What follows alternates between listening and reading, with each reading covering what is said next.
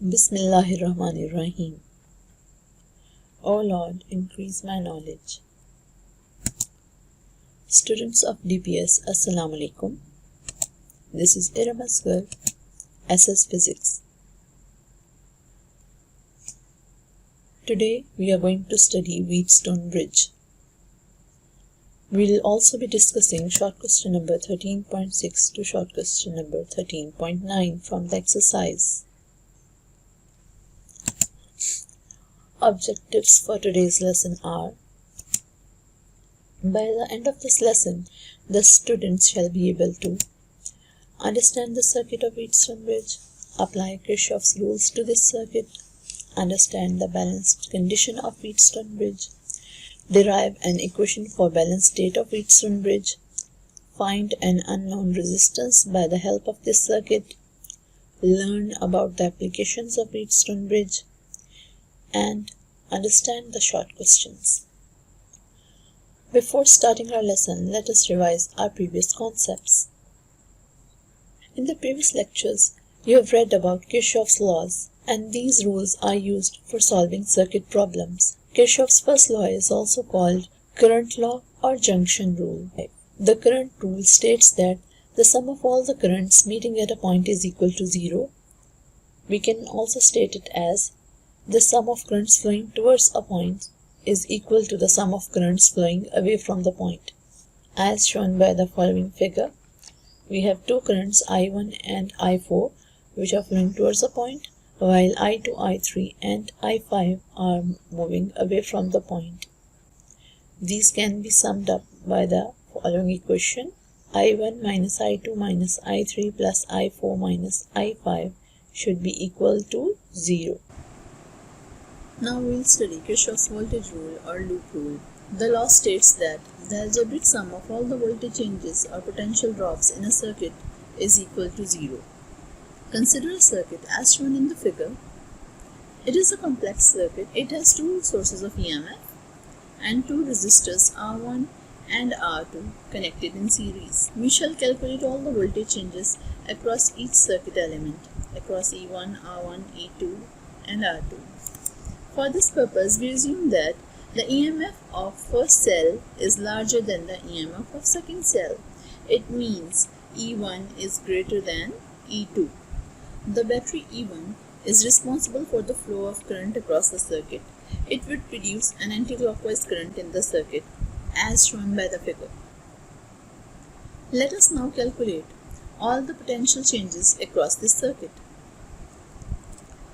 When the current passes through the first cell E1, the charges pass from low potential terminal of the battery towards the high potential terminal against the electric. Whenever charges move across the battery against the electric field, the work is done on them by the battery and they gain energy while moving across it. In this way, the change in energy for E1 would be E1 into delta Q. Then afterwards, these charges or current would pass through the resistor R1. Whenever charges move across any resistor, they have to overcome its resistance and they dissipate their energy. There is a loss in their energy. That's why the loss of energy would be indicated as negative. W would be equal to minus V1 into delta Q, where V1 would be the change in potential or the loss in potential across the resistor R1. When the current passes from the cell E2, the charges lose energy because now they are moving from high potential terminal of the battery towards the low potential terminal following the direction of electric field. In this way, they lose energy. This can be indicated by the following equation: minus E2 into delta Q. So change in energy would be negative. Now the current would pass through the resistor R2, and once again, because we are following the direction of current, there would be loss of energy. Due to loss of energy across R2, the change in energy is once again negative, given by the equation minus V2 into delta Q. Now we would sum up all the energy changes. Because the total energy of the system remains conserved, so there is no loss of energy, the change in energy must be 0. We know that V is equal to IR, so the equation is modified as E1 into delta Q minus I into R1 into delta Q minus E2 into delta Q minus I into R2 into delta Q. These are all the energy changes of the system, and the total change in energy is equal to 0. Delta Q is the common factor. It can be cancelled or neglected. Therefore, the equation reduces to E1 minus IR1 minus E2 minus IR2 is equal to 0. This is the algebraic sum of all the potential drops or voltage changes across each circuit element. Now we shall consider the sign conventions. The potential falls along the direction of current in a current path, and it rises along the direction opposite to the current path. Similarly, the EMF is taken negative when we traverse from positive to negative terminal of the cell through the electrolyte, and the EMF is taken positive when we traverse it from negative to positive terminal of the cell. Kirchhoff's laws are helpful in solving complex circuits which include more than one source of EMF or more than one resistor. They may consist of single or multiple loops. Following are the steps to solve such kind of circuits. Step number 1, we draw the circuit diagram. Step number 2, we select loops having at least one resistor each. Step number 3, we assume same direction of loop current in all loops, either clockwise or anti-clockwise. In the next step, we apply Kirchhoff's voltage rule to all the loops one by one. Then we write the equations of these circuits by adding all the voltage changes. Then we solve these equations to find the unknown quantities. Let us now study Wheatstone bridge, its basic concept, its construction and working.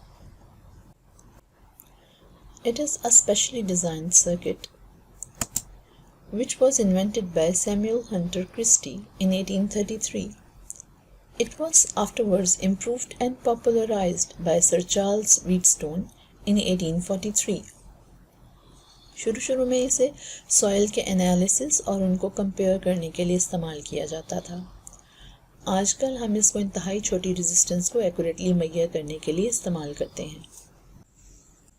Let us now understand what is a bridge circuit. A bridge circuit is a specially designed circuit in which two branches of the circuit, suppose one branch is ABC and the second branch is ADC. These two branches are connected in parallel with each other. A third branch is connected between these two branches in the form of a bridge. Such kind of specially designed resistors are termed as bridge circuits. There are various kinds of bridge circuits which scientists are using nowadays. ये last branch पहली दोनों branches के दरमियान intermediate points के दरमियान connect की जाती है. Now let us define Wheatstone bridge. As we know, it is a specially designed electrical circuit which is used to measure electrical resistance by balancing the two legs or branches of a bridge circuit, one branch of which includes the unknown component. The basic function of this circuit is used to measure resistance with accuracy. It can measure resistances up to the order of milliohms.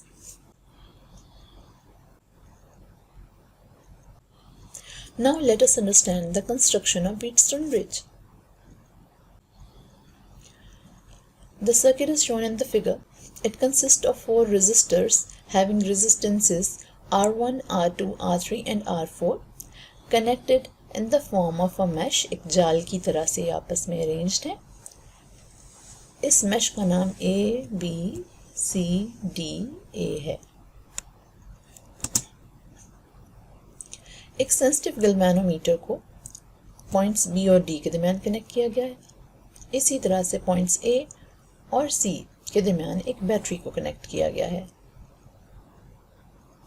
जैसे ही हम switch S को close करते हैं, circuit में से current flow होना शुरू हो जाता है और ये करंट बिलाकर गैल्वेनोमीटर में से गुजरता है. गैल्वेनोमीटर के डिफ्लेक्शन से हमें पता चलता है कि सर्किट में करंट डेवलप हो चुका है. इस सर्किट में हमारे पास तीन लूप्स बन रहे हैं. फर्स्ट लूप है A, B, D, A. Second loop है B, C, D, B। इसी तरह थर्ड लूप है A, D, C and then back to A। इन तीनों लूप्स में से गुजरने वाले लूप्स करंट को हम कंसिडर करते हैं। ये बैटरी एंटी क्लॉकवाइज डायरेक्शन में करंट फ्लो करवा सकती है, तभी ये लूप करंट्स हमने एंटी क्लॉकवाइज डायरेक्शन में एज्यूम कर रखे हैं। I1 is the current flowing through loop number 1, I2 is the current flowing through loop number 2 and I3 is the current flowing through loop number 3। अब हम Wheatstone bridge का working principle पढ़ेंगे। ये resistance को सिर्फ उस वक्त मेजर कर सकता है जब ये बैलेंस स्टेट में हो। बैलेंस स्टेट से मुराद एक ऐसी स्टेट है जिसमें स्विच क्लोज होने के बावजूद गैल्वेनोमीटर किसी किस्म का डिफ्लेक्शन शो नहीं करता। गैल्वेनोमीटर में से गुजरने वाला करंट सिर्फ उसी सूरत में ज़ीरो हो सकता है जब पॉइंट्स B और D दोनों सेम पोटेंशियल पर हों। सेम पोटेंशियल पर होने के बायस इनमें पोटेंशियल डिफरेंस नहीं होगा और करंट सिर्फ पोटेंशियल डिफरेंस की वजह से फ्लो करता है। ऑल्दो बाकी रेजिस्टर्स में से करंट पास कर रहा होगा, मगर गैल्वेनोमीटर के सर्किट में से करंट पास नहीं करेगा। ये ब्रिज की बैलेंस स्टेट या बैलेंस कंडीशन कहलाती है और ये बुनियादी रिक्वायरमेंट है व्हीटस्टोन ब्रिज के काम करने के लिए।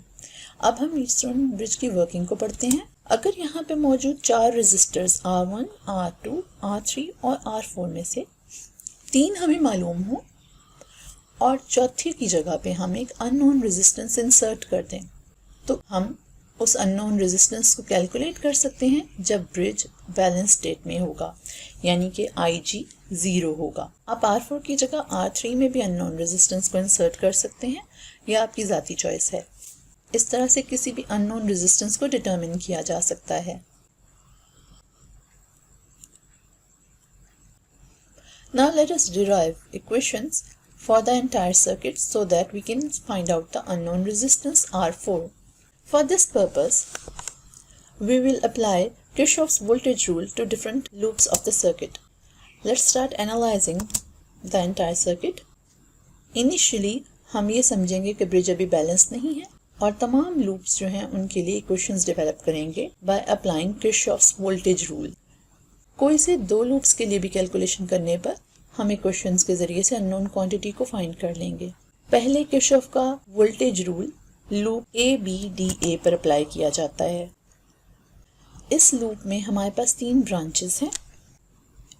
एक ब्रांच है AB हैविंग रेजिस्टेंस R1, एक ब्रांच है BD having resistance RG, third branch है DA having resistance R3। Derivation के लिए पहले हम फर्स्ट लूप को एनालाइज करेंगे। The current passing through loop ABDA is assumed to be I1। Anti clockwise direction में फ्लो करेगा, indicated by red colour in the figure. अब हम वोल्टेज चेंजेस को फाइंड आउट करेंगे। The voltage change across R1 के cross voltage change जो है वो product of current and resistance होगा। करंट I1 है, रेजिस्टेंस R1 है, पोटेंशियल ड्रॉप होगा I1 R1। आपने पढ़ा हुआ है जब भी किसी रेजिस्टर को डायरेक्शन ऑफ लूप करंट या डायरेक्शन ऑफ कन्वेंशनल करंट में ट्रिवर्स किया जाता है तो चेंज इन पोटेंशियल नेगेटिव होता है, तभी ये चेंज इन पोटेंशियल नेगेटिव है। अब हम वोल्टेज चेंज अक्रॉस R3 को कैलकुलेट करेंगे। It would depend upon the current passing through the resistor and the amount of resistance. यहाँ पर I1 और I3 दो तरह के करंट्स हैं, जिनमें से लूप करंट I1 है, तभी इसे पॉजिटिव कंसिडर करेंगे, और I3 एक ऑपोजिटली डायरेक्टेड करंट होने के बायस नेगेटिव साइन रखेगा। हम इन दोनों करंट्स को ऐड अप करेंगे to find the resultant current. Resultant current I1 minus I3 होगा। चूंकि इस रेजिस्टर को डायरेक्शन ऑफ लूप करंट में ट्रिवर्स किया जा रहा है तो चेंज इन पोटेंशियल फिर से नेगेटिव होगा। So V3 would be equal to minus I1 minus I3 into R3। Voltage change across the third branch DB। यहाँ पर रेजिस्टर RG है, इंटरनल रेजिस्टेंस ऑफ गैल्वेनोमीटर। यहाँ से भी दो करंट्स पास कर रहे हैं, I1 और I2। I1 लूप करंट है और I2 एक ऑपोजिटली डायरेक्टेड करंट है। So I1 would be taken as positive whereas I2 would be taken as negative. इन दोनों को ऐड करेंगे तो रिजल्टेंट करंट होगा I1 minus I2। The change in potential would be Vg is equal to minus I1 minus I2 into Rg। Change in potential फिर से negative है क्योंकि हम रेजिस्टेंस में से डायरेक्शन ऑफ करंट को फॉलो करते हुए पास कर रहे हैं।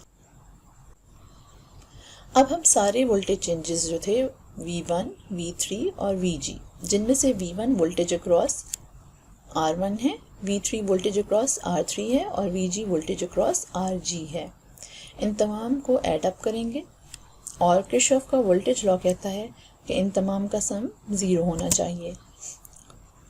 इस तरह से हमारे पास फर्स्ट इक्वेशन आ जाएगी minus I1 R1 minus I1 minus I2 into Rg minus I1 minus I3 into R3 is equal to 0।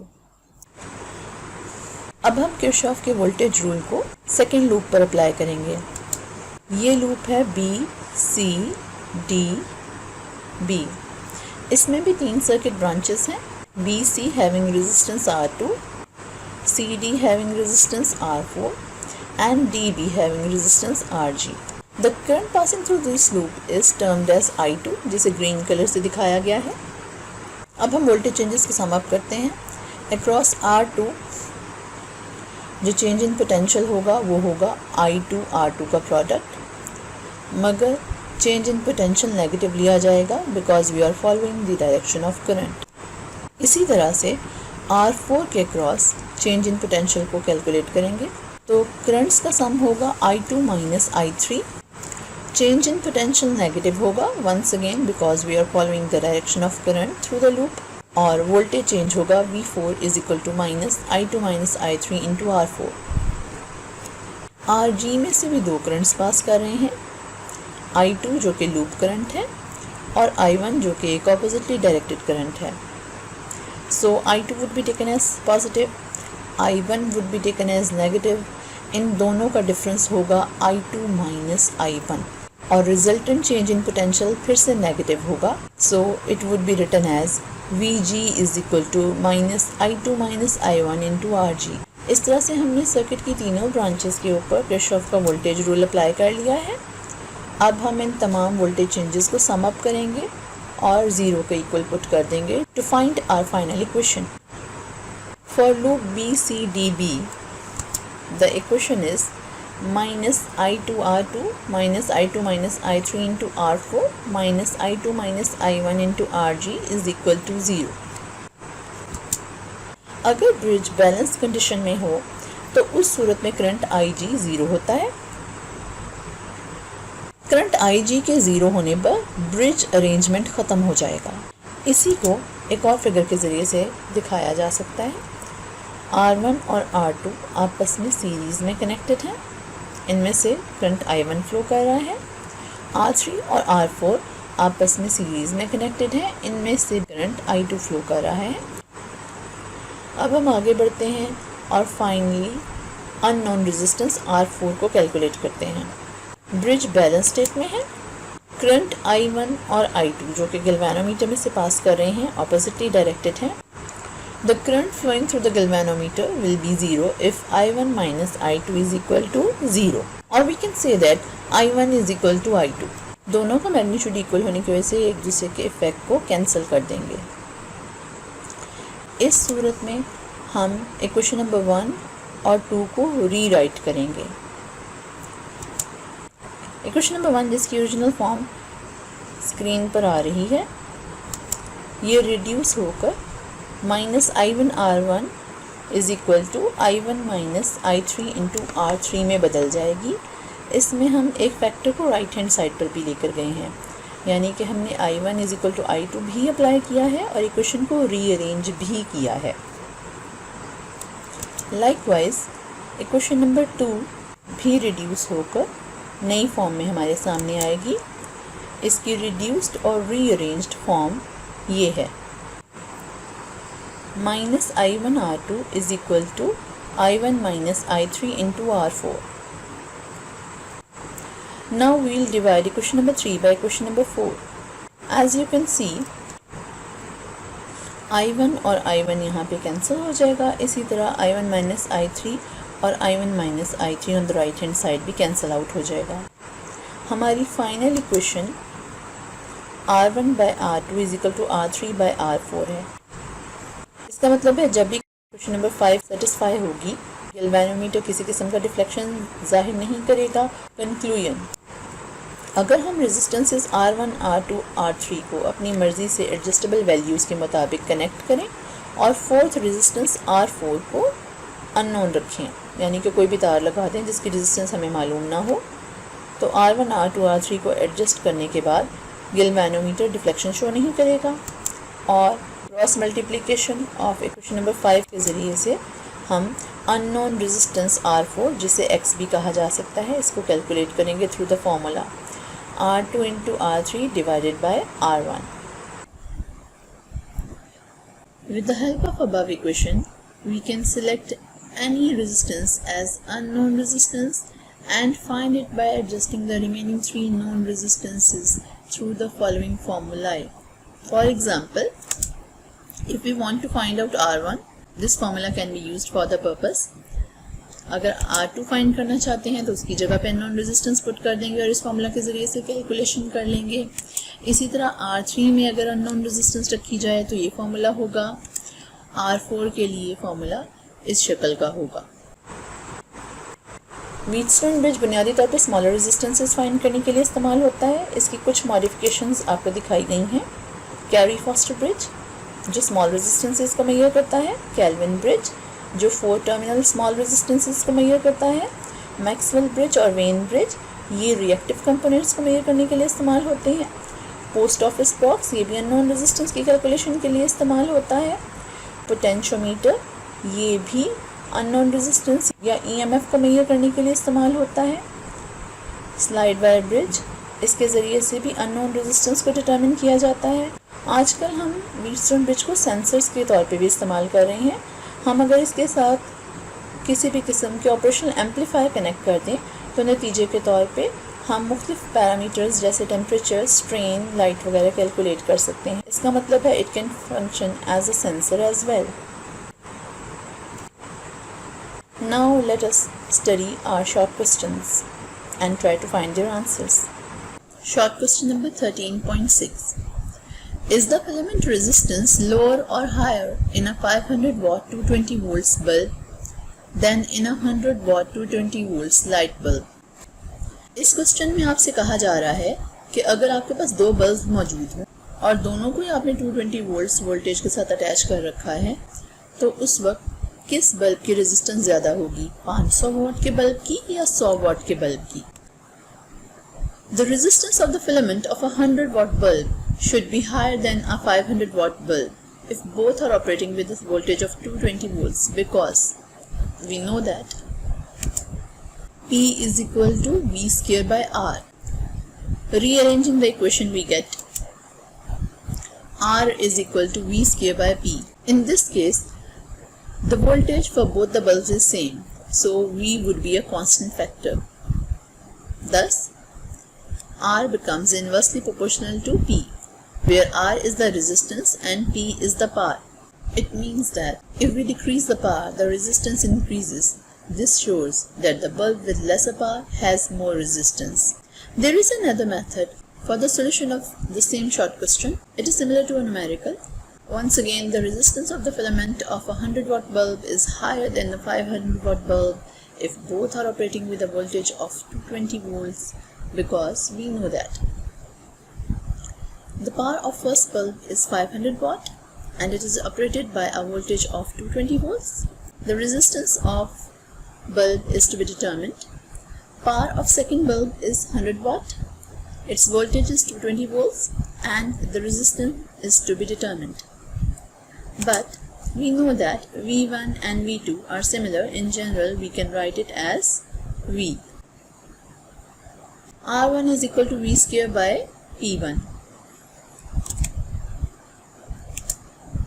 Putting values, we get R1 is equal to 48400 divided by 500. Ultimately, R1 comes out to be 96.8 ohms. Similarly, R2 can be found with this equation V square by P2. By putting the values, R2 comes out to be 484 ohms. We can see that R2 is much greater than R1. Thus, the bulb with 100 watt has higher resistance than a 500 watt bulb. Short question number 13.7. Describe a circuit which will give a continuously varying potential. Answer. A potentiometer or a potential divider circuit will provide a continuously varying potential. वैसे तो बहुत सारे potential divider circuits होते हैं. Rheostat is one of them. As you can see in the figure, it is a circuit of rheostat which can serve as a potential divider circuit. Here we have a wire AB having a resistance R on which a terminal C can slide as shown in the figure. We attach this wire with the battery having EMF E, due to which a current I starts flowing across the wire. The value of current can be calculated through this equation. I is equal to E by R. Now we attach the sliding contact C with the terminal B. This is its fixed end, while the movable end C can move across the wire AB. Therefore, the potential difference between the terminals B and C continuously keep varying. The resistance R present between terminals B and C also keeps varying. Thus, the potential drop between these 2 points B and C is given by the equation V is equal to I into R. Putting the value of I from above equation, we get V is equal to R into E by R, where E represents the EMF of the cell, capital R represents the total resistance offered by the wire, and small r is the resistance present between terminals B and C. As C slides from B to A, R varies from 0 to R. If the sliding contact C is kept at the terminal B, then the resistance between B and C would be 0. Therefore, the potential difference would be reduced to 0. But if we move the sliding terminal to the point A, the entire resistance of the wire would be added between the points B and C. Then the potential difference becomes equal to EMF of the battery. Short question 13.8. Explain why the terminal potential difference of a battery decreases when the current drawn from it is increased. Let's answer it.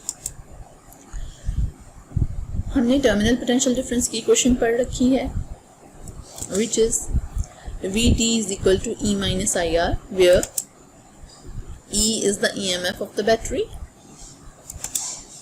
I is the current flowing through the circuit, R is the internal resistance of the battery. It is clear from the equation, as I would increase, this factor IR would also increase, which would result in decrease in EMF of the cell. Vt is equal to E minus IR means, as the energy dissipated across the internal resistance of the battery increases, the terminal potential difference Vt decreases. तो इस equation से ये साबित हो गया है, जैसे ही current आप बढ़ाएंगे साथ ही टर्मिनल पोटेंशियल डिफरेंस की मिकदार में कमी वाक़ई हो जाएगी. Next short question is 13.9.